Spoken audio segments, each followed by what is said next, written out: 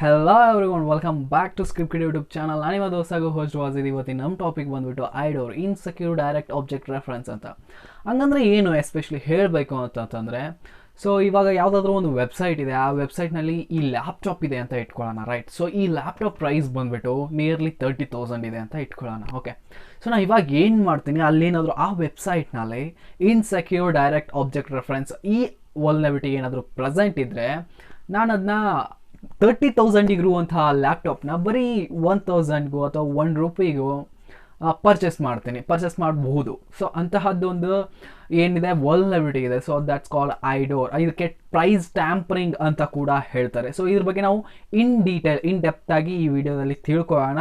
Of course ಇದು ಕೂಡ ಬಗ್ bounty ಇದೆ ಒಂದು ವಿಡಿಯೋ, ಓಕೆ.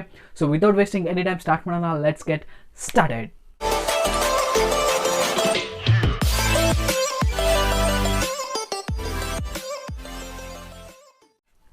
ವಿಡಿಯೋ ಸ್ಟಾರ್ಟ್ ಮಾಡೋಕ್ಕಿಂತ ಮುಂಚೆ ನಿಮ್ಮ ಹತ್ರ ಏನೋ ಹೇಳಬೇಕಿತ್ತು.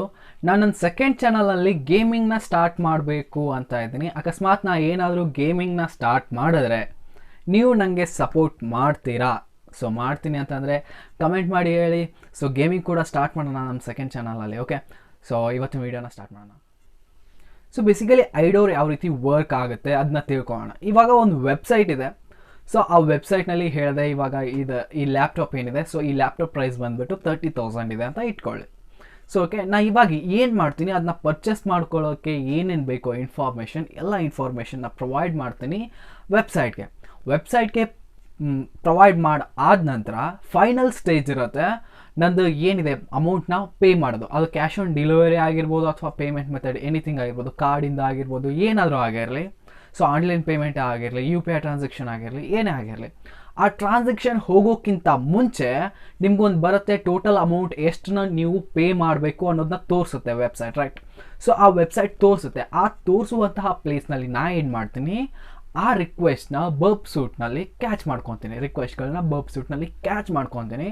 ಕ್ಯಾಚ್ ಮಾಡ್ಕೊಂಬಿಟ್ಟು ಅಮೌಂಟ್ ಪ್ರೈಸ್, ಅದು ಟೋಟಲ್ ಪ್ರೈಸ್ ಅಂತ ತೋರಿಸಿರ್ಬೋದು ಅಥವಾ ಐಟಮ್ ಪ್ರೈಸ್ ಅಂತ ತೋರಿಸಿರ್ಬೋದು. ಸೊ ಅಂತಹ ಪ್ರೈಸ್ ಏನಿರುತ್ತೆ ಅಲ್ಲಿ ನಾನು ಮೋಡಿಫೈ ಮಾಡ್ತೀನಿ. ಪ್ರೆಸೆಂಟ್ಲಿ ಏನು ಮಾಡ್ತೀನಿ, 30,000 ಅಂತ ಇರುವಂತಹ ಅದರ ರಿಕ್ವೆಸ್ಟ್ ಏನಿರುತ್ತೆ ಅದನ್ನು ನಾನು ತೆಗೆದು ಹಾಕಿಬಿಟ್ಟು ಅಲ್ಲಿ ₹1 ಅಥವಾ ₹2 ಅಥವಾ ₹100 ಅಂತ ಹಾಕಿ ಅದನ್ನು ಫಾರ್ವರ್ಡ್ ಮಾಡಿಬಿಟ್ಟು ನಾನು ವಾಪಸ್ ಸೈಟ್ನಲ್ಲಿ ಬಂದಾಗ ಅಲ್ಲಿ ಏನಾಗಿರುತ್ತೆ ಅಂದರೆ 30,000 ಇರುವಂತಹ ಈ ಲ್ಯಾಪ್ಟಾಪ್ ಬರೀ ₹100 ಅಥವಾ ₹200ಗೆ ಅವೈಲೇಬಲ್ ಇರುತ್ತೆ. ಐಡೋರ್ ಏನಾದರೂ ಆ ವೆಬ್ಸೈಟ್ನಲ್ಲಿ ಅವೈಲೇಬಲ್ ಇದ್ದರೆ, ಅಂದರೆ ಐಡೋರ್ ವಲ್ನಬಿಲಿಟಿ ಆ ವೆಬ್ಸೈಟ್ನಲ್ಲಿ ಇತ್ತು ಅಂದರೆ ನಾವು 30,000 ಇರುವಂತಹ ಒಂದು ಲ್ಯಾಪ್ಟಾಪ್ನ ಕೂಡ ಬರೀ ₹100ಗೆ ₹1ಗೆ ಪರ್ಚೇಸ್ ಮಾಡಬಹುದು. ನೀವು ಸಿಕ್ಕಾಕೊಳ್ಳಲ್ಲ ಅಂತ ಹೇಳ್ತಾ ಇಲ್ಲ, ಸಿಕ್ಕಾಕೋಬಹುದು.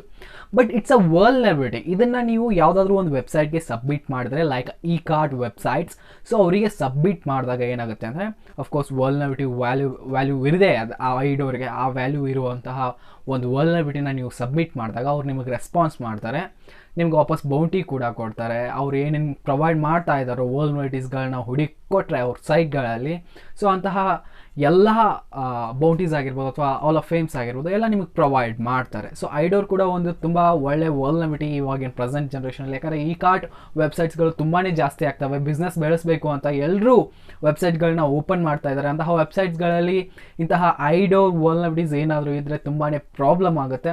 ಸೊ ಇದ್ರ ಪ್ರಾಕ್ಟಿಕಲ್ ವೀಡಿಯೋಸ್ಗಳನ್ನ ಕೂಡ ನೋಡೋಣ.